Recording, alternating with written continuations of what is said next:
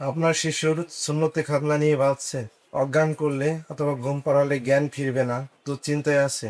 অজ্ঞান না করে, ঘুম না পাড়িয়ে শুধুমাত্র লিঙ্গ অবশ করে ব্যথামুক্ত উপায়ে সুন্নতে খাতনা করে থাকে। আমি ডাক্তার ইসএম মেজবাউদ্দিন, নবজাতক শিশু ও কিশোর সার্জারি রোগ শিশুরোলজি বিশেষজ্ঞ ও সার্জন, সহকারী অধ্যাপক, শিশুরোলজি বিভাগ, বাংলাদেশ শিশু হাসপাতাল ও ইনস্টিটিউট।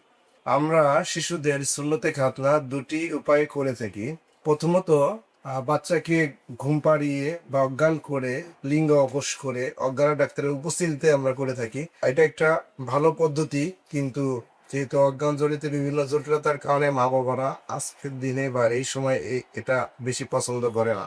আরেকটা পদ্ধতি হলো যে শুধুমাত্র লিঙ্গ অবশ করে, ঘুম না পাড়িয়ে অজ্ঞান না করে, সেক্ষেত্রে বাচ্চাকে খালি পেটে থাকার প্রয়োজন হয় না।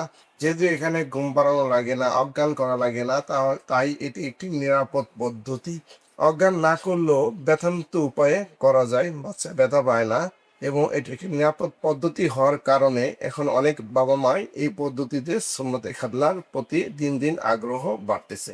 আমি নিয়মিত অজ্ঞান না করে, ঘুম না পাড়িয়ে, শুধুমাত্র লিঙ্গ অবশ করে ব্যথামুক্ত উপায়ে সুন্নতে খাতনা করে থাকি। ধন্যবাদ।